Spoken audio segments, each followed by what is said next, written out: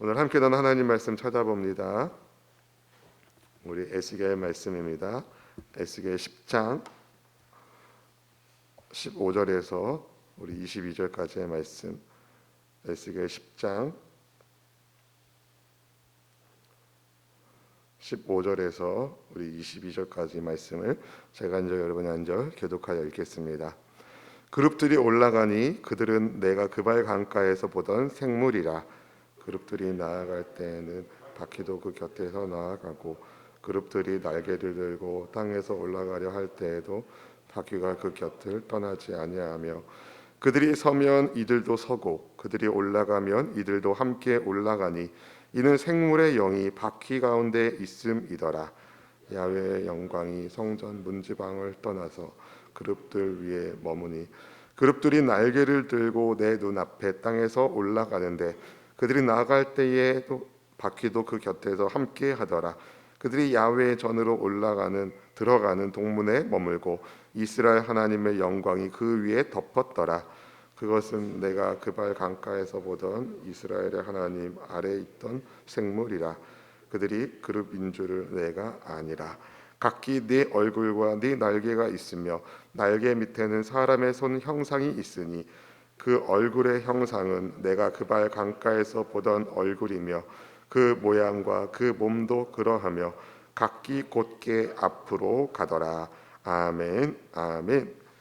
할렐루야. 2020년 9월 18일 오늘 금요일에 우리 하나님 경외하는 믿음으로 기도의 자리를 지키는 모든 성도님들, 하나님이 은혜 베풀어 주시고 그 얼굴의 빛을 비추어 주셔서 평강 주시고 복 주시기를 주님의 이름으로 축복합니다. 우리 모두에게 영혼이 잘됨 같이 범사가 잘되고 강건하게 하시는 하나님께 우리 영광의 박수 올려드릴까요? 하나님 감사합니다.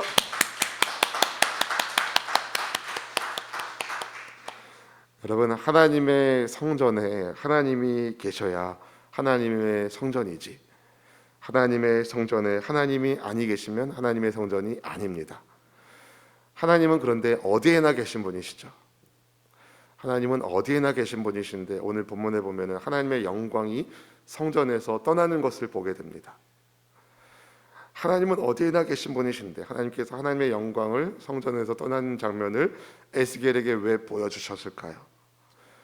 여러분, 영광의 하나님께 영광의 하나님의 은혜를 입으려면 우상으로부터 떠나야 하나님을 하나님으로 인정하는 성전에 하나님이 거하시는 법입니다. 바라기는 우리가 하나님의 거룩한 성전으로서 주님의 거룩한 성호를 담은 하나님의 백성으로서 여러분 주의 영광이 늘 함께 하시기를 주님의 이름으로 축복합니다.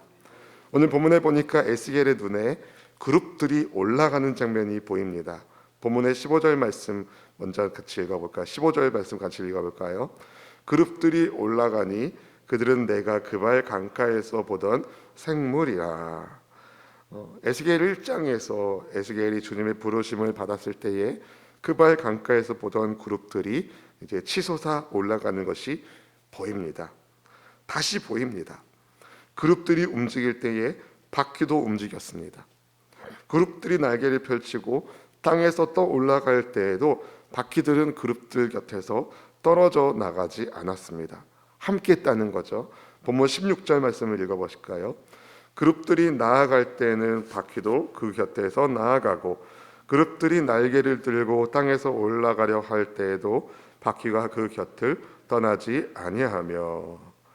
그래서 그룹들이 멈추면 바퀴도 멈추고 그룹들이 치솟으면 바퀴들도 함께 치솟았습니다. 그 이유가 무엇 때문이라고 성경이 말합니까? 생물의 영이 바퀴 가운데 있었기 때문이었습니다. 본문 17절 말씀 같이 읽어보실까요? 그들이 서면 이들도 서고 그들이 올라가면 이들도 함께 올라가니 이는 생물의 영이 바퀴 가운데에 있음이더라. 아멘. 여러분, 생물의 영이 어디 있다고 합니까? 바퀴 가운데 있다고 얘기합니다. 그러면 생물은 뭡니까? 네. 괜히 생물 그러면 이건 생선이 얼린 건지 생물인지 이렇게 생각되는데 여러분, 그게 아니라 15절에 보니까 생물은 그룹들입니다. 그발 강가에서 보던 생물, 그룹들을 말하죠. 그러니까 생물이 그룹들이고 그 그룹들의 영이 바퀴 속에 있는 겁니다. 바퀴 가운데 있는 겁니다. 여러분, 영혼육 중에, 인간의 영혼육 중에 어떤 것이 가장 중요할까요? 다 중요합니다. 그러나 굳이 그 중에서 제일 중요한 것이 있다면 영입니다. 근데 여러분, 가장 중요한 생물의 영이 어디 있다고 합니까? 날개요? 아니요. 머리요? 아니요. 바퀴 속에 있었습니다. 이 환상이 보여주는 메시지가 있다는 생각을 하게 됩니다. 여러분, 어떤 존재의 영적인 가치는 그 존재가 어떻게 움직이냐에 달려 있는 거죠.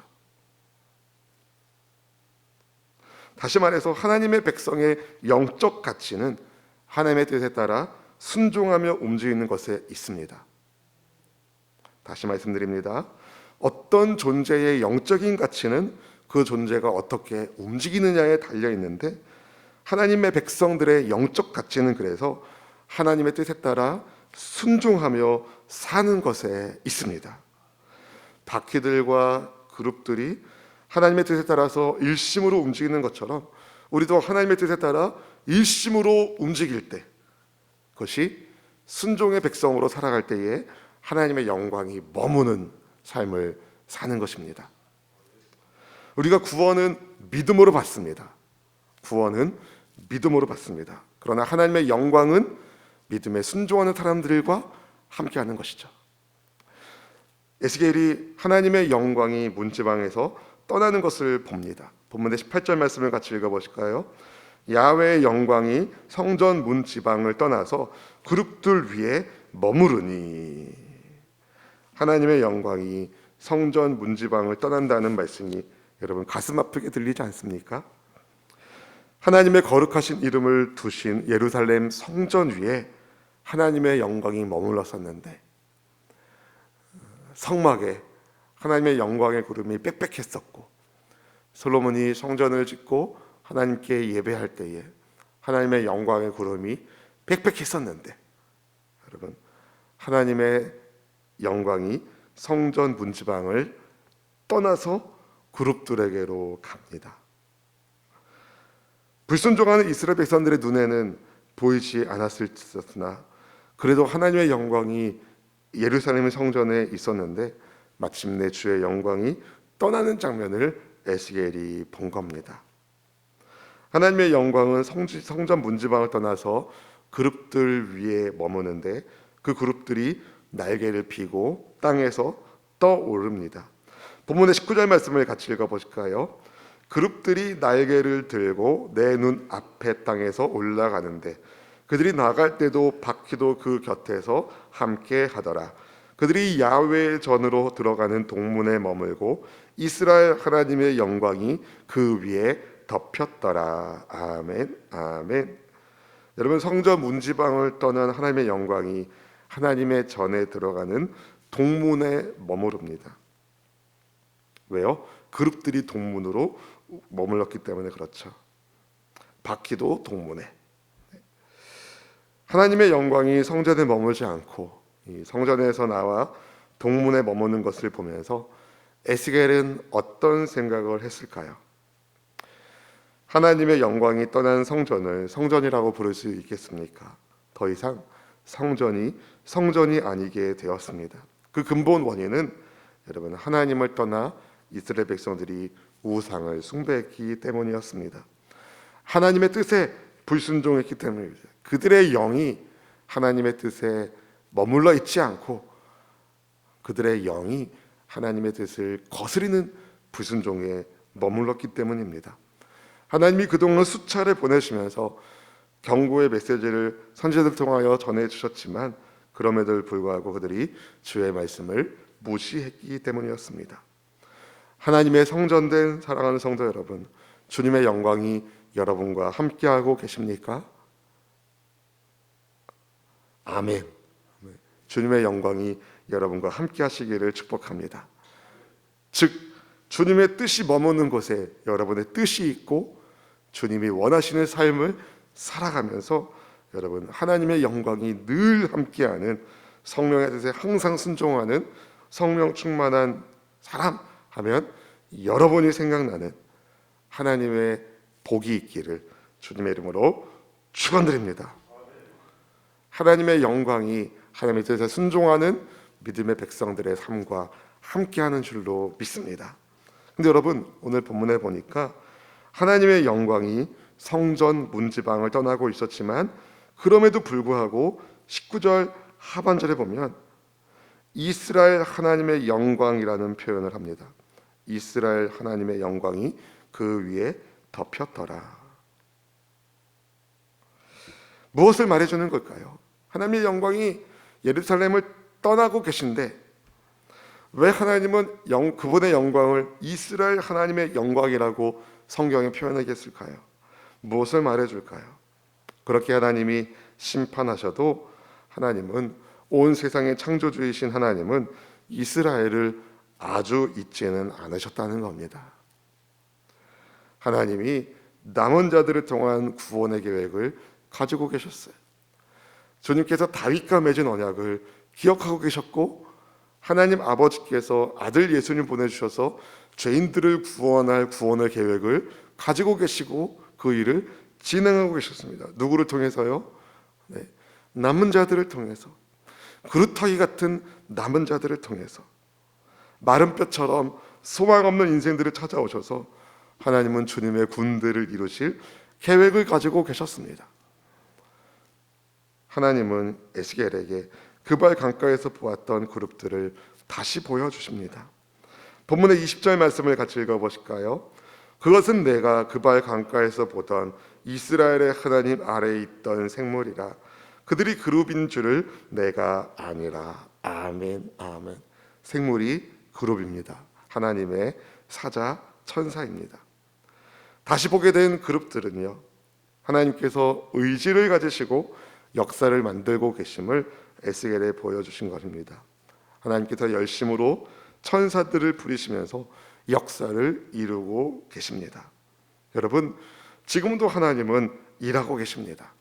우리를 구원하기 위한 계획을 그리스도 예수님을 통하여 완성하신 하나님은 지금도 인류 구원을 위하여 하나님의 사자들을 부리시며 일하고 계십니다.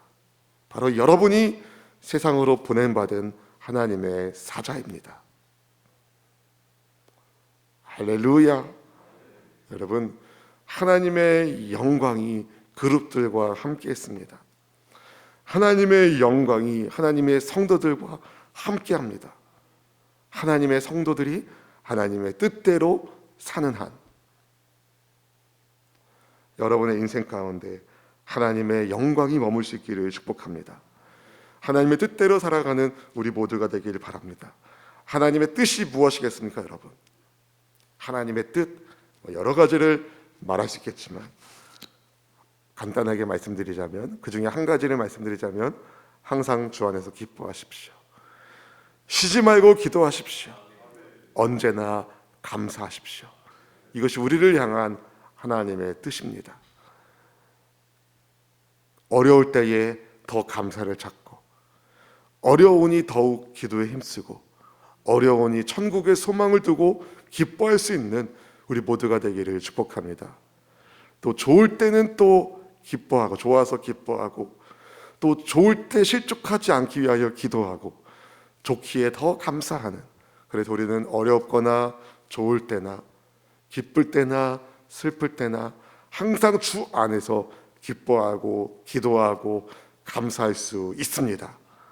바라기는 여러분의 삶을 통하여 하나님의 영광이 머무는 것을 여러분 주변의 다른 사람들이 깨닫게 되고, 그래서 주님의 영광이 머무는 삶으로, 말씀에 순종하는 삶의 모델로 부모님들이, 또 여러분의 배우자가, 또 자녀들이, 우리 자신이 그렇게 귀히 쓰임받을 수 있기를 주님의 이름으로 축원드립니다. 기도하겠습니다.